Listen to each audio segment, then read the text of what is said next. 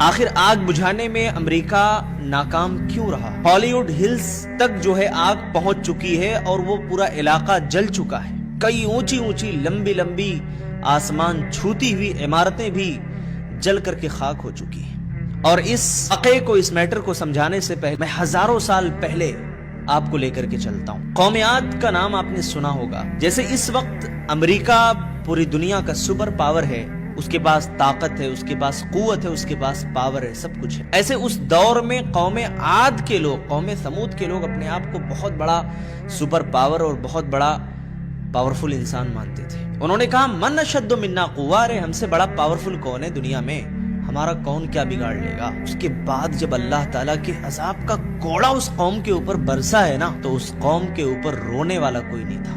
سب کے سب ویران، گھروں میں اوندھے منہ پڑے ہوئے تھے، جیسے لگ رہا ہے کہ کھجور کے درخت گرے ہوئے ہوں. ان کے اوپر آنسو بہانے والا کوئی نہیں تھا. کیلیفورنیا میں 3 لاکھ سے زائد لوگ بے گھر ہو چکے ہیں اور لاس اینجلس آگ کی زد میں ہے. اور یہ وہ علاقہ ہے، میں آپ کو بتاتا چلوں کہ یہاں امریکہ کے جو امیر ترین لوگ ہیں نا، وہ یہاں بستے ہیں، وہ یہاں آباد. اور یہاں وہ لوگ بھی آباد ہیں جو مسلمانوں کے قتل عام میں قدم بقدم شامل تھے، جنہوں نے فنڈنگ بھی کی تھی، سپورٹ بھی کیا تھا، وہ سب یہاں رہتے ہیں. اور حکومتی عملہ نے تو یہاں تک اعلان بھی کر دیا ہے کہ آگ کو ہم قابو میں نہیں رکھ سکتے. ابھی آج کی خبر ہے کہ جہازوں کے ذریعے سے آگ کو بجھانے کی کوشش کی جا رہی ہے اور جہاز بھی پیش ہو جا رہے ہیں. کہتے ہیں نا کہ اللہ رب العالمین کی جب مار پڑتی ہے، اللہ رب العالمین کی جب گرفت آتی ہے، اللہ کی گرفت سے دنیا کی کوئی طاقت ہمیں بچا نہیں سکتی.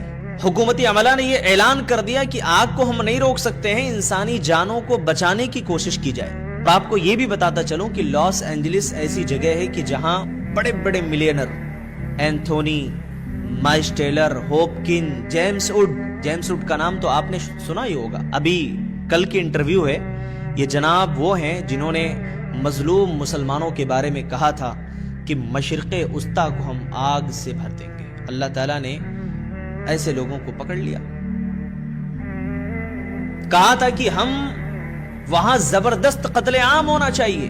یعنی انسانیت کے تعلق سے ان لوگوں کے دلوں میں ذرہ برابر ہمدردی نہیں تھی. آج جب وہ CNN کے سامنے انٹرویو دے رہا تھا اور اپنے $5 ملین کے گھر کو جلتا ہوا دیکھ رہا تھا، آہیں بھر رہا تھا.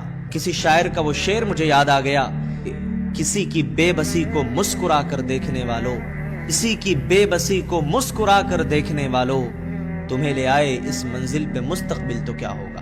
یاد آیا ہوگا کہ اللہ رب العالمین کے عذاب کا کوڑا جب برستا ہے نا، اور اللہ رب العالمین کی جب لاٹھی چلتی ہے، لوگ کہتے ہیں نا کہ اللہ کی لاٹھی میں آواز نہیں ہے.